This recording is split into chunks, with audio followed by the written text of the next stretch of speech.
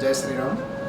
आज के साधक का प्रश्न है कि मौन रहने से क्या होता है। देखिए, मौन तो दो तरह का होता है। एक मौन ये होता है कि हम अपने मुख को बंद कर लेते हैं, किसी से बोलते नहीं, उसे भी मौन कहते हैं। दूसरा मौन वो होता है जो कि आदमी मन से, अपनी बुद्धि से, अपने हृदय से मौन हो जाता है। बाहर से हम अगर मौन है, मुख चुप किए हैं, तो उससे विशेष लाभ नहीं होगा। लाभ तो होंगे। क्या लाभ होगा? विवादों से हम बचेंगे, झगड़ा से हम बचेंगे, आगे पाप कर्मों से हम बचेंगे, गाली गलौज से हम बचेंगे, दुर्शब्दों से हम बचेंगे।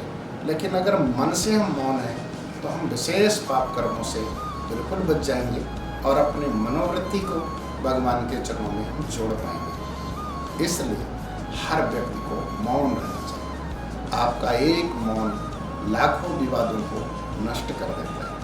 आपका एक मौन बहुत बड़े धर्म को जन्म देता है, बहुत बड़े चिंतन को जन्म देता है। आज तक के इतिहास में जो ऋषि मुनि साधु संत जंगलों में रहकर के साधना करते थे, तो ये कैसे साधना करते हैं? जब मौन हो जाते थे। पहले तो मुख को मौन करते थे, फिर मन को मौन करते थे, क्योंकि मन जो इधर उधर भटकता है, जाता है, तो उसके जाने से, अस्थायित्व प्राप्त करने से एक चिंतन करने की दशा प्राप्त होती है। आपको मैं बताऊं, इस संसार में जो सबसे बड़े एक भक्ति का या कि इतिहास का या कि धर्म ग्रंथों का जिसने सृजन किया है, वह कोई बहुत बड़ा, कोई पढ़ाई करने वाला बीकॉम, एमकॉम या कि कोई मेडिकल साइंस, ऐसा कुछ नहीं किया।